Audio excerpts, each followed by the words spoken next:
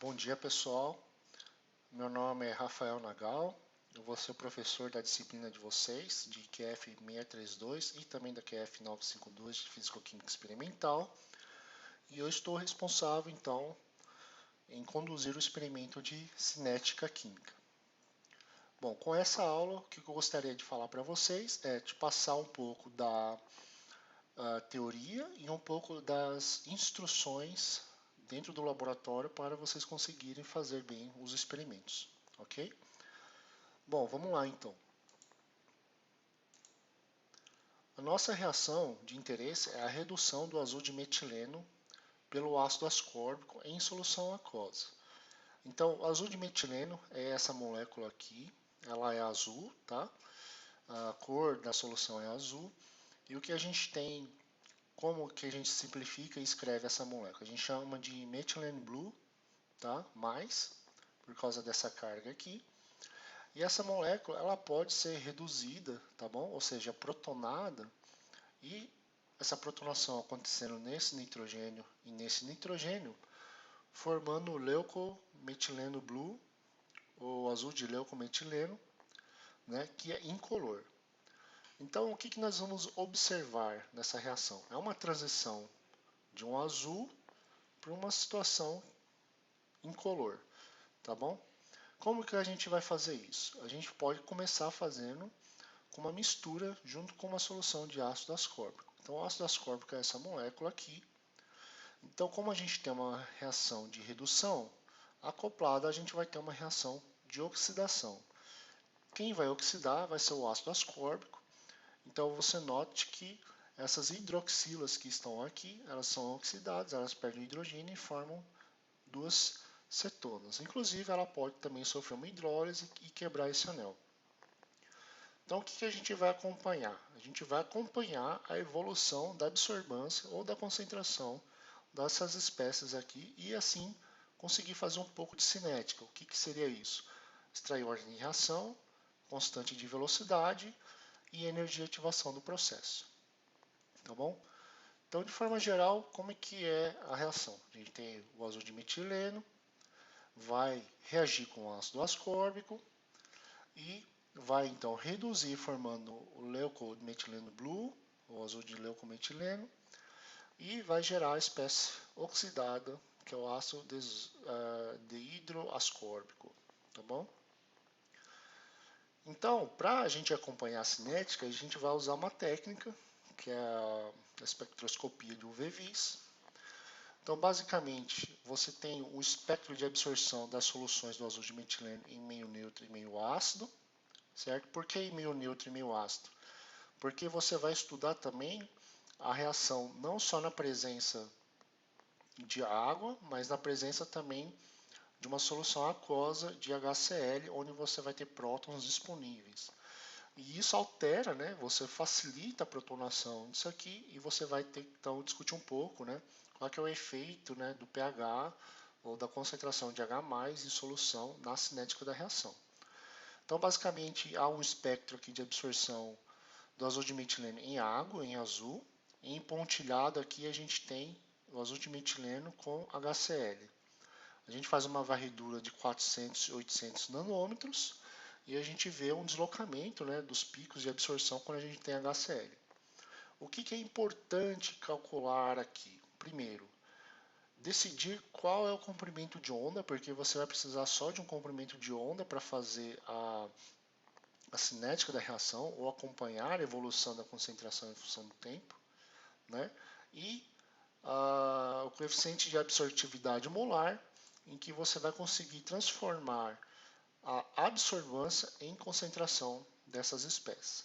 Então eu já estou te dando esses dois valores, ok? E o que eu quero dizer mais para frente é que a gente não vai fazer esse experimento, tá? Mas você precisa saber por que você usa 655 nanômetros, ok? Para acompanhar a evolução da concentração do azul de metileno. Por que a gente não vai fazer experimento? Justamente para a gente não tem muito tempo dentro do laboratório. Então a gente vai fazer de uma forma tal em que a gente vai conseguir extrair todos os dados vai somar os dados de todo mundo e a partir daí a gente vai conseguir discutir o efeito da cinética, tá bom? Então, para a gente economizar tempo, eu gostaria que esse resultado não precisa fazer. Basicamente, você precisa desse comprimento de onda e você precisa justificar por que você usou ele, ok? Então, a gente começa com a ordem da reação. A gente quer determinar a ordem da reação do azul de metileno. Você tem uma reação desconhecida e você quer determinar a ordem da reação.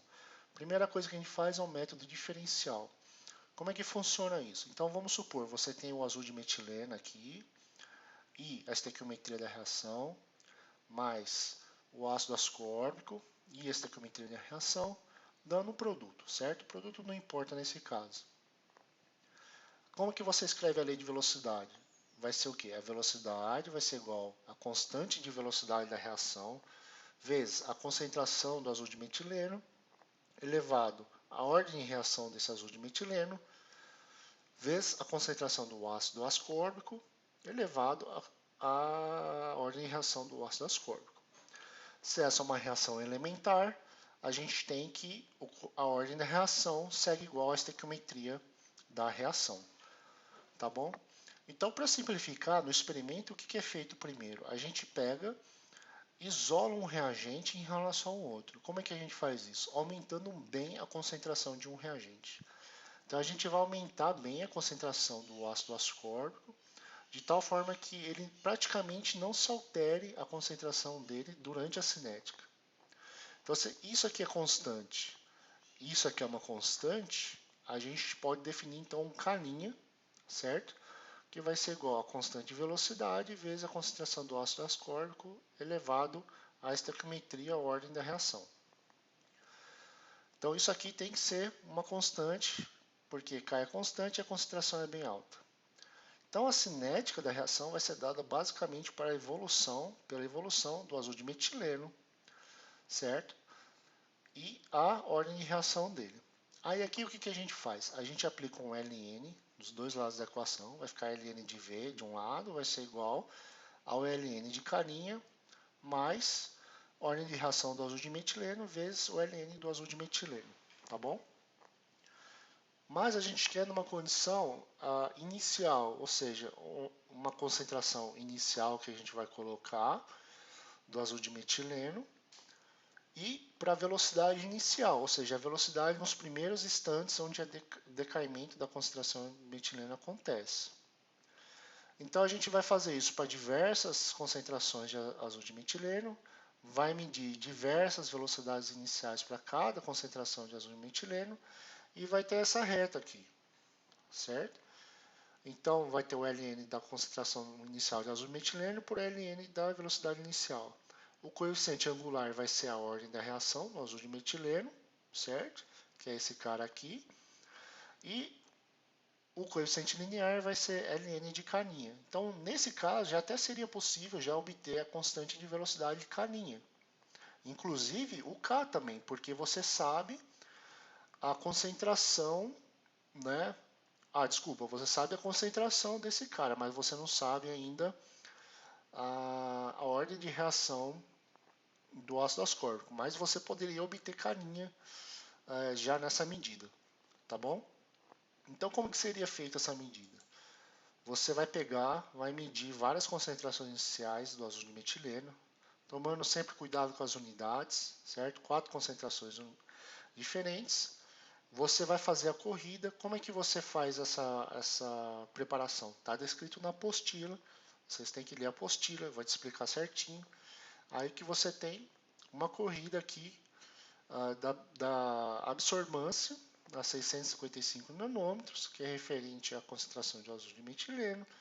Isso decai em relação ao tempo, é um reagente vai cair, e dependendo da concentração, né, começa aqui, ou começa aqui, ou começa aqui. Isso tudo, pessoal, por uma temperatura constante. Tem que escolher uma temperatura constante. Nos próximos slides eu vou falar qual temperatura que vocês vão usar. Então vocês vão fazer a cinética, aí você vai transformar a absorbância para a concentração usando o que? O coeficiente de absortividade molar.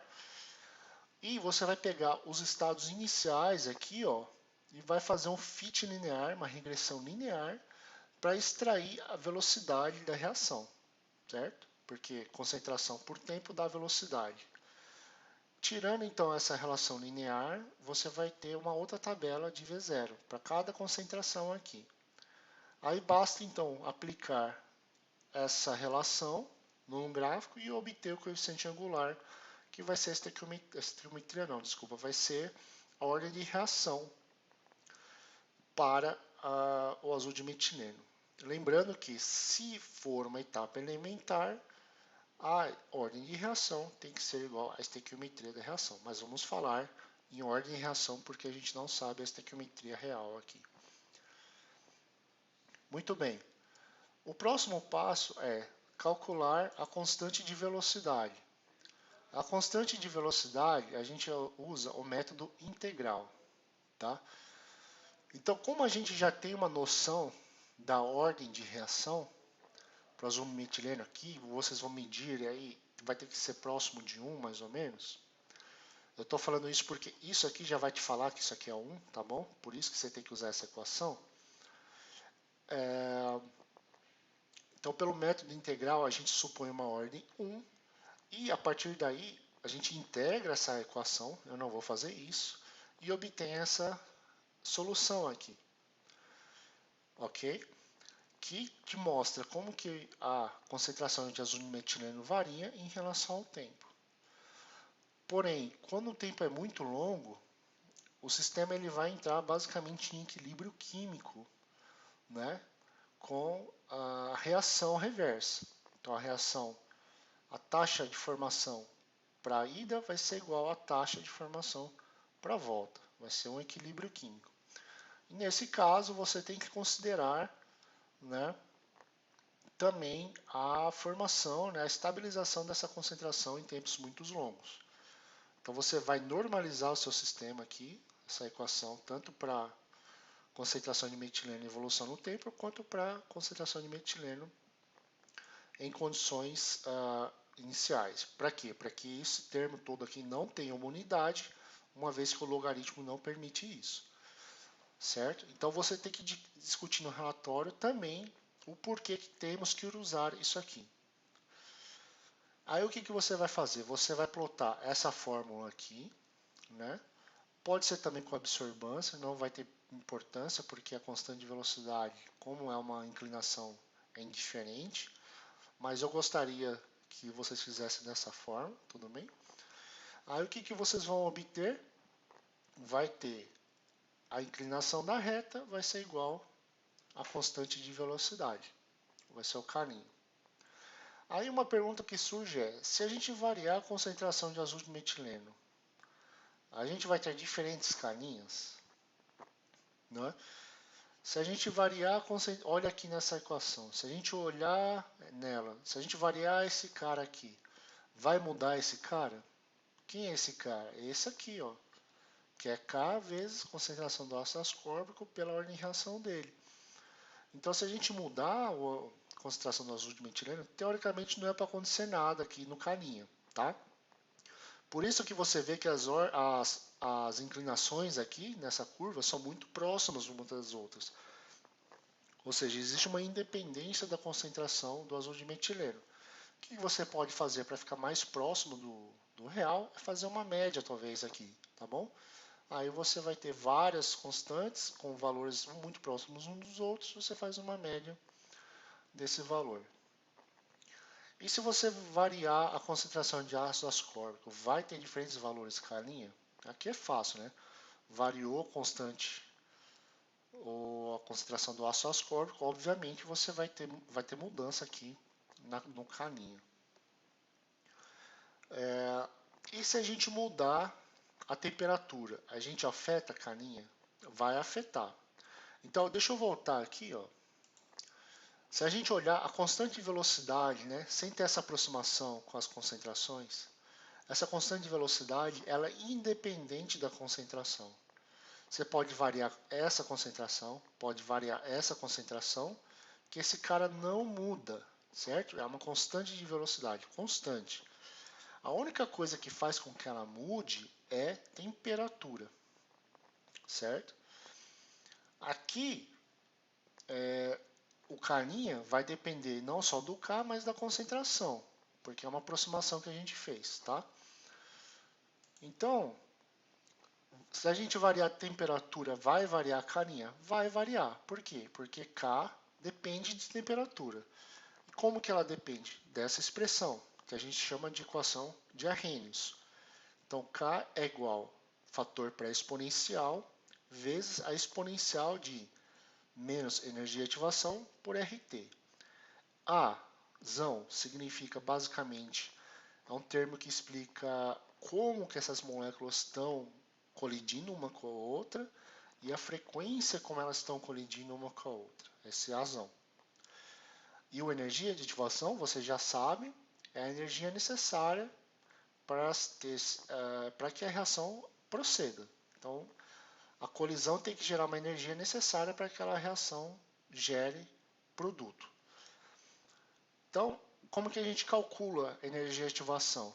Se K depende de temperatura, basta variar a temperatura, medimos K, a gente obtém energia de ativação. Então vamos lá. Energia de ativação, a gente vai usar a equação de Arrhenius. Então nesse caso, o que a gente vai fazer? Você vai repetir esses experimentos, certo? Em diferentes temperaturas, a 15, a 25 e a 35 graus Celsius. Para cada temperatura, você vai ter um valor de K diferente, porque o K depende da temperatura. Aí você vai usar essa fórmula que você já usou para calcular a constante de velocidade. Tudo bem? Calculou a constante de velocidade para 3 temperaturas, você vai ter 3 constantes de velocidade diferentes. Aí a gente vai aplicar então a equação de Arrhenius, vai aplicar o Ln nela, vai ficar Ln de K, vai ser igual a Ln de A, menos energia de ativação sobre RT, né? Porque o Ln da exponencial, função inversa, ela desaparece. Então, se a gente plotar aqui 1 sobre T no eixo X e o Ln de K no eixo Y, o que a gente vai ter aqui? A inclinação da reta vai ser o quê? Menos a energia de ativação sobre R. Você sabe o valor de R, por exemplo, R pode ser 8,314 Joule Kelvin mol, certo? Aí você vai ter a energia de ativação em Joule por mol, ou aqui usualmente a gente escreve em kJ por mol, tá bom? Então tudo que a gente fez aqui, tudo, e discutiu, a gente fez em solução aquosa. A gente pode fazer a mesma coisa também em solução ácida. E ver como que essa redução do redução do azul de metileno é facilitada, como isso interfere na constante de velocidade, como isso interfere, se vai interferir na ordem de reação, e como isso interfere na energia de ativação, certo? Se você pôr um catalisador na sua reação, a energia de ativação muda ou não? O que você espera nesse caso? Então, em frente à teoria e o experimento era basicamente o que eu queria dizer, agora eu vou passar algumas instruções para vocês. Primeiramente, eu já falei, né, esse experimento vocês não precisam fazer, vocês podem usar esse gráfico e esses valores que eu estou te dando de lambda e do coeficiente de absortividade molar, certo? Para fazer a cinética e converter a absorvância em concentração. E justificar por que você usa 655 nanômetros. Agora vem a parte importante. Então, como eu falei para vocês, nós somos em um grupo, em seis grupos, tá bom? E, infelizmente, o tempo para o laboratório ele é muito curto. Então, o que nós vamos fazer? Nós vamos dividir as tarefas e as condições de tal forma que a gente possa somar, depois pegar todos os dados de todo mundo e fazer a análise que a gente vai ter que escrever isso no relatório. Então, eu vou explicar para vocês. Ó, eu dividi aqui. O grupo 1 vai trabalhar com esses parâmetros, o grupo 2 vai fazer esses parâmetros, o grupo 3 esses parâmetros, o 4 esse, o 5 esse e o 6 esse. Então, no tal dia que vai trabalhar o grupo de 1 a 6, vocês já estão definidos quais as condições que vocês vão trabalhar. No outro dia vai ser o grupo do 7 8, 9, 10, 11, 12. E no outro dia vai ser o grupo 13, 14, 15, 16, 17, 18. Tá bom? Então, o que eu gostaria que vocês fizessem? Vamos supor, grupo 1. O grupo 1 ele vai fazer o cálculo da ordem de reação do azul de metileno e da constante de velocidade em água, certo? E a temperatura de 15 graus Celsius. E vai comparar seus resultados com o grupo 4. E o grupo 4 vai comparar seus resultados com o grupo 1. Só que a diferença é que o grupo 4 vai fazer no solvente, vai utilizar uma solução de HCl, certo? Na mesma temperatura de 15 graus Celsius. Ok? Por que isso? Porque assim a gente consegue fazer menos corridas, vai dar tempo para fazer mais tranquilo o experimento.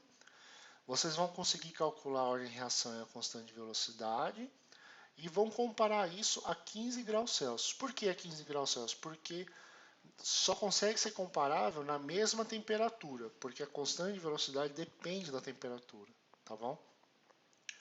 Aí o grupo 2 e o grupo 5 vão fazer a mesma coisa.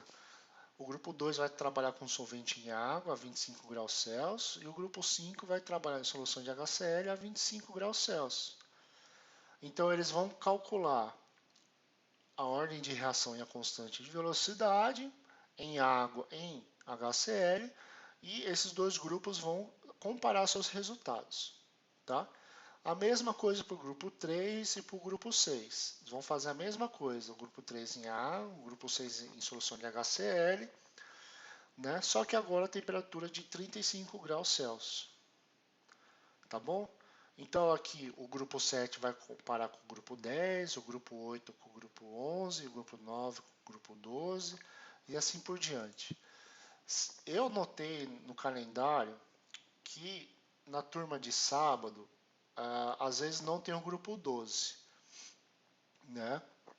Não tem problema. Se faltar um grupo aqui, eu pego, certo? Esses dados de um experimento do grupo de outra turma para vocês utilizarem para fazer o relatório, tá?